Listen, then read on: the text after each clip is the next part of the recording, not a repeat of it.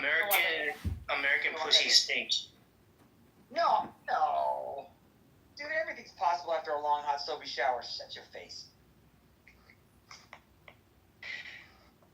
When was the last time you got laid, bro? It's been a couple months. It's been like 2.5 months now. So you mean like more like a year? I mean like 70, like 10 weeks. 10 weeks. 10 weeks? It's been 10 weeks since you got laid? Yeah, more or less. And where was she from? Where was she from? Southeast Asia. And she was British. No, she's a British girl. Ethnically Asian. Okay, I'm having trouble with the word ethnically. What context are you using? Ethnically meaning her parents. Meaning her parents. Okay. All of mysticism. So, Lord, did it take a while for this to culminate? Like this? Did it take a while? It's something I've always known since I was in pre-K because I went to like Catholic private school. And okay, all right. So you've been chasing the snow bunnies forever. Yeah, and then they always knew. They were like, Michael, you're an Aria. And like, Can you not do that voice? Don't do that voice again. That was really just. That was totally weird. I can't. I'm crying. I can't understand what that meant. But at the same time, I get what you mean. At the same time, though, it was always the Italian American girls, and I was just always so fascinated. Yeah, he's obsessed with the Italian women. He's like, yes, buongiorno. Buongiorno. That's what. With the blue eyes. Yeah, with the blue eyes, that's gonna be northern Italy. Exotic porno. I don't watch porn. Porn is the thicker the better. The thicker the better. So you like a black girl that's light skinned, bro? Because that's what Italian women are. They're light skinned black. Yeah, that might. Yeah. Bro, Italian women are white. I don't care what you tell me. Thick as fuck, like black girls. So you like light skinned black girls. Some got some. But they're kind of like black white girls. I don't know how to explain it. I just fucking said that, bro. This dude is getting on my nerves. Yeah, they're not like black white girls, bro. They are who they are. Okay. Let's PTR. Let's take a moment of silence just to like appreciate it. Whoa.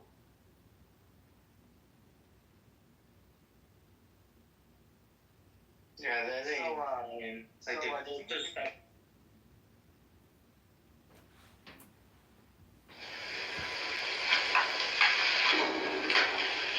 Basically, what we're going to talk about, I suppose, is the problem of control,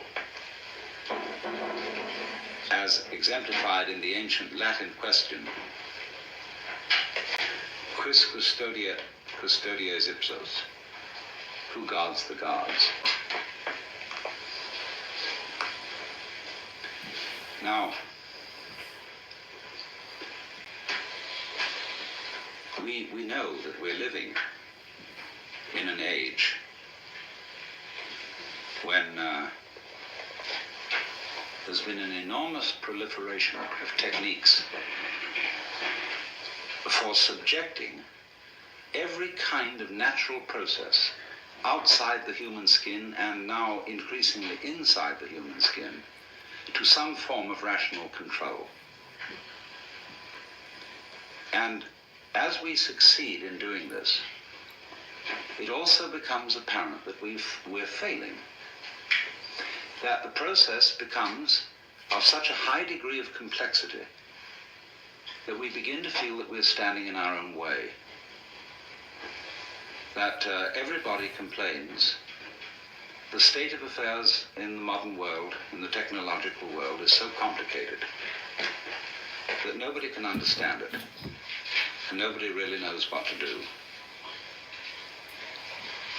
That, for example, you want to run a small business, and you find you run into such enormous legal hassles that you need so many secretaries to do the paperwork that you can hardly do the business, that you're trying to run a hospital, but that you have to spend so much time making records and writing things down on paper that you don't have much time to practice medicine. that you're trying to run a university. And the requirements, the recording, the endless red tape of the registrar's office and the administration building is such that the actual work of research and teaching is seriously hampered. And so the individual increasingly feels himself obstructed by his own cautiousness. This is basically what it is. Now, to explain myself, first of all, because most of you are strangers to me, I am a philosopher who has for many years been interested in the mutual fructification of Eastern cultures and Western cultures, studying Oriental ideas, not in the spirit of saying to the West, you ought to be converted to Oriental ideas, but in the spirit of saying, you don't understand the basic assumptions of your own culture if your own culture is the only culture you know. Everybody operates on certain basic assumptions, but very few people know what they are. You can say, very often encounter the sort of character who's an American businessman, and he says, well, I'm a practical businessman. I believe in getting results and things done. All this thinking and highfalutin logic and nonsense is of no concern to me. Now, I know that the practical basic assumptions, the metaphysics of that man, can be defined as pragmatism, as a school of philosophy. But it's bad pragmatism because he's never thought it through. And so it's very difficult, you see, to get down to what are your basic assumptions. What do you mean by the good life? What do you mean by consistency? What do you mean by rationality? The only way of finding out what you mean by these things is by contrasting the way you look at something by the way it's looked at in another culture. And therefore we have to find cultures which are in some ways as sophisticated as our own, but as different from our own as possible. And of course, for this purpose, I always thought that the Chinese were optimal, and the Indians, the East Indians. And that by studying the ideas of these people, by studying their life goals, we could become more aware of our own. It's the old principle of triangulation. You don't establish the situation of a particular object unless you observe it from two particular different points of view and thereby calculate its actual distance from you. So by looking at what we are pleased to call reality, the physical world, from the basic standpoints of different cultures, I think we're in a better position to know where we are than if we only have one single line of sight. And therefore this has been my interest and my background. And arising out of this, there has come a further question which I would call the problems of human ecology. How is man to be best related to his environment, especially in circumstances where we are in possession of an extremely powerful technology and have therefore the capacity to change our environment far more than anyone else has ever been able to do so? Are we going to end up not by civilizing the world, but by Los Angelizing it? In other words, are we going to foul our own nest as a result of technology? But all this gets down to the basic question is, really, what are you going to do if you're God? If, in other words, you find yourself in charge of the world through technological powers, and instead of leaving evolution to what we used to call in the 19th century the blind processes of nature, that was begging the question to call them blind. But at any rate, we say we're not going to leave evolution anymore to the blind forces of nature, but now we're going to direct it ourselves, because we are increasingly developing, say, control over genetic systems, control over the nervous system, control over all kinds of systems. Then, simply, what do you want to do with it? But most people don't know what they want. have never even seriously confronted the question of what they want. You ask a group of students to sit down and write a solid paper of 20 pages on what is your idea of heaven. What would you really like to happen if you could make it happen? And that's the first thing that starts people really thinking, because you soon realize that a lot of the things you think you would want are not things you want at all. Supposing, just for the sake of illustration, you had the power to dream every night any dream you wanted to dream. And you could, of course, arrange for one night of dreams to be 75 years of subjective time, or any number of years of subjective time. What would you do? Well, of course, you'd start out by fulfilling every wish. You would have routs and orgies and all the most magnificent food and sexual partners and everything you could possibly imagine in that direction. When you got tired of that, after several nights, you would switch a bit and you'd soon find yourself involved in adventures and contemplating great works of art, fantastic mathematical conceptions. You would soon be rescuing princesses from dragons and all sorts of things like that. And then one night you'd say, now look, tonight what we're going to do is we're going to forget this dream as a dream.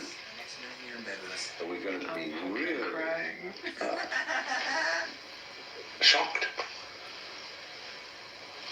And when you woke up from that one, you'd say, ooh, wasn't that an adventure? And then you'd think more and more far-out ways to get involved and let go of control, knowing that you'd always come back to center in the end. But while you were involved in the dream, you wouldn't know you were going to come back to center, be in control. And so eventually you'd be dreaming a dream in which you found yourselves all sitting around in this room, listening to me talking, all involved with the particular life problems which you have. And maybe that's what you're doing. But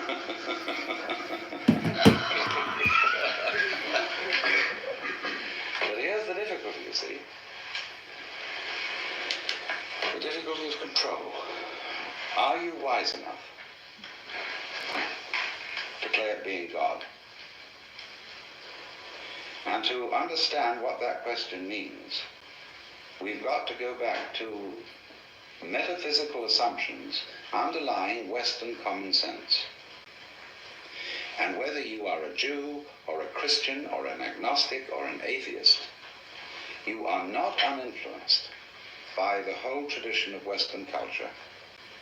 The models of the universe which it has employed, which influence our very language, the structure of our thought, the very constitution of logic, which are going into, say, computers. The Western model of the universe is political and engineering or architectural. It is natural for a child to ask its mother, how was I made? It would be inconceivable for a Chinese child to ask, how was I made? It might ask, how was I grown? Or how did I grow? But not how was I made, as if I were an artifact, something put together, something which is a construct. But all Western thought is based on the idea that the universe is a construct. And even when we got rid of the idea of the constructor, the personal God, we continue to think of the world in terms of a machine, in terms, say, of Newtonian mechanics, and later in terms of what we call quantum mechanics, although I find it rather difficult to understand how quantum theory is in any sense mechanics. It's much more like organics, which is to me a different concept. However, that may be. It has percolated, you see, into the roots of our common sense that the world is a construct, is an artifact. And therefore, as one understands the operations of a machine by analysis of its parts, by separating them into their original bits, we have bitted the cosmos and see everything going on in terms of bits of information, and have found that this is extremely fruitful in enabling us to control what's happening. After all, the whole of Western technology is the result of bitting. Let's suppose, you want to eat a chicken. You can't eat the whole chicken at once. You have to bite it. You have to reduce it to bits. But you don't get a cut-up fryer out of an egg. It doesn't come that way. So what has happened is this, that we don't know the origins of all this. It's maybe go back thousands of years. The way we develop the art of thinking, which is essentially calculus, is this. The universe as it comes in nature, the physical universe, is something like a Rorschach plot. It's all wiggles.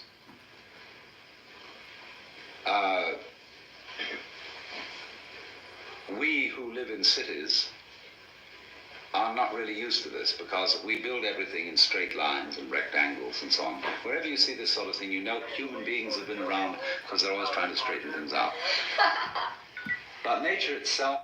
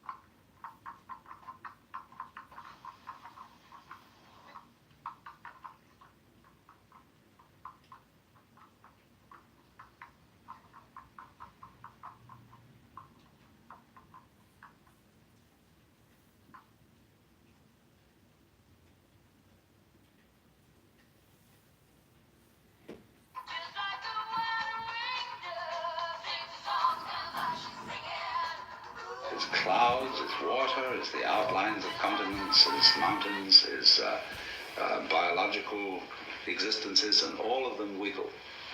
And wiggly things are, to human consciousness, a little bit of a nuisance. Because we want to figure it out. And it is as if, therefore, some ancient fisherman one day held up his net and looked at the world through the net. And he said, "My, just think of that. There I can see the view. And it's and that peak of that mountain is 1, 2, 3, 4, 5, 6 holes across.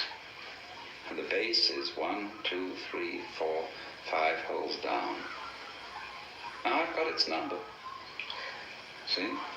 And so the lines of latitude and longitude, the lines of celestial and terrestrial, latitude and longitude, the whole idea of a matrix, of a looking at things through graph paper printed on cellophane, is the basic idea of measurement. This is the way we calculate. We break down the wiggliness of the world into comprehensible, countable, geometrical units, and thereby figure it and construct it in those terms.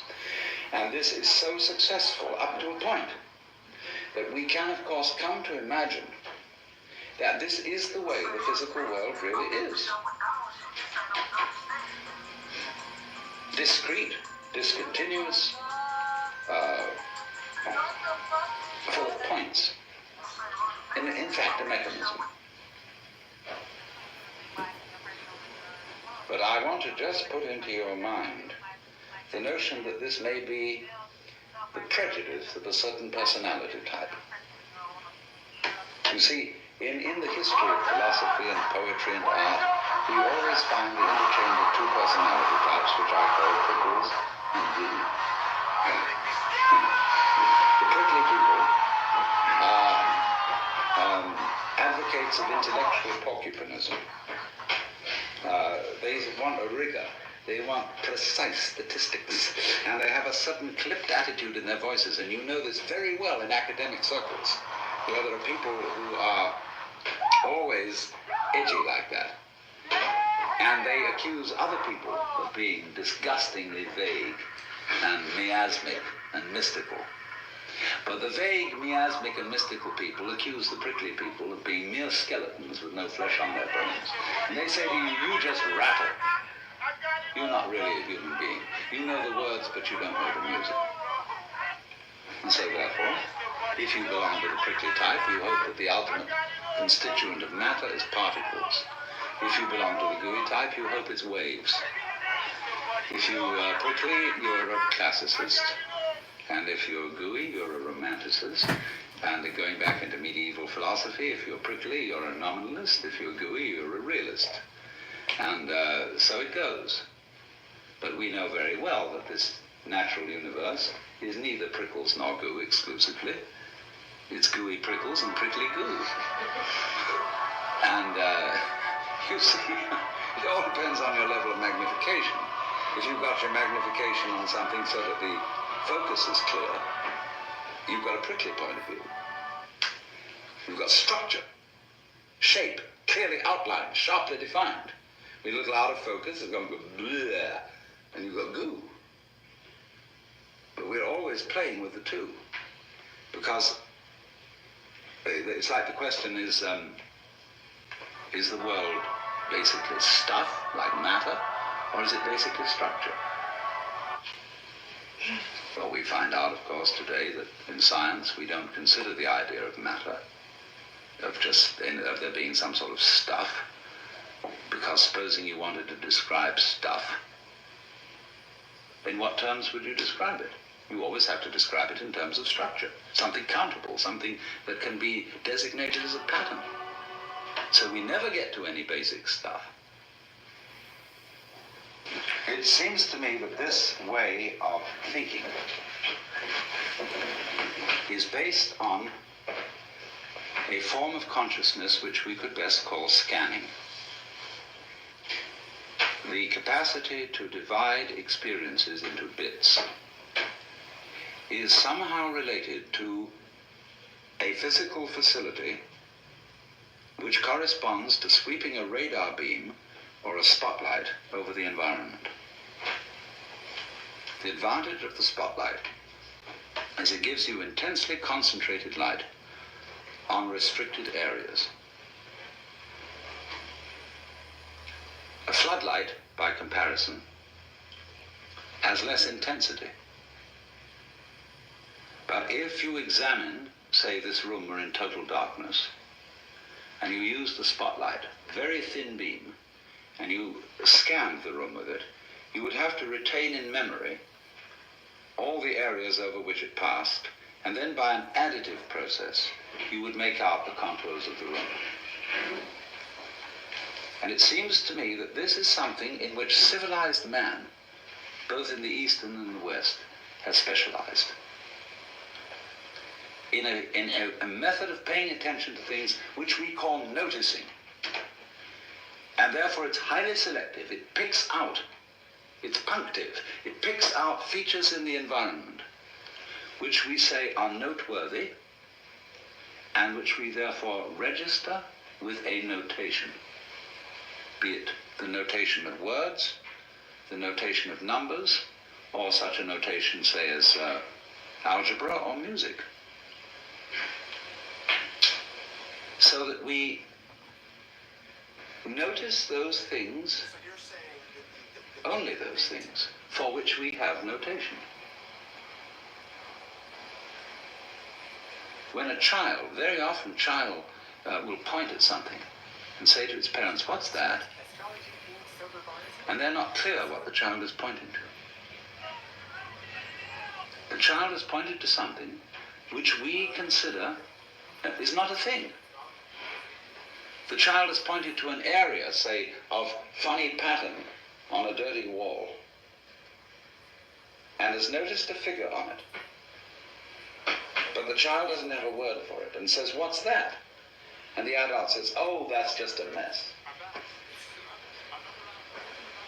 Because that doesn't count for us as a thing.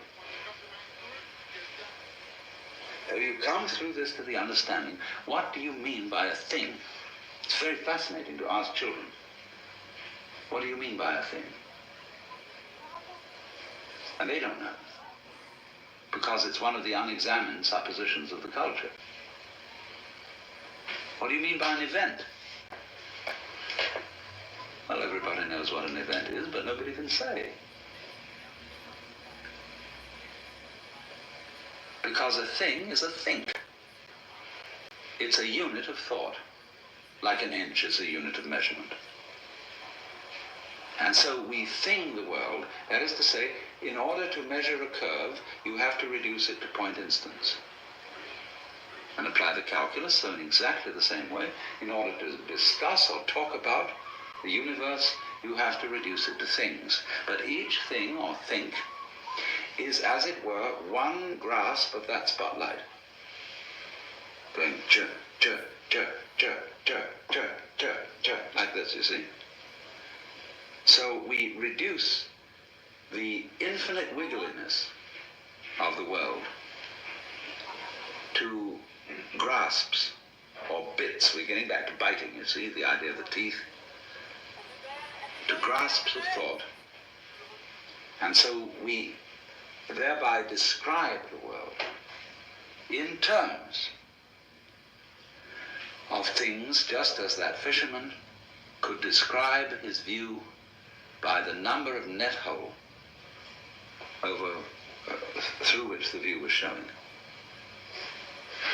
And this has been the immensely and apparently successful enterprise of all technological culture, superbly emphasized by ourselves. Selves.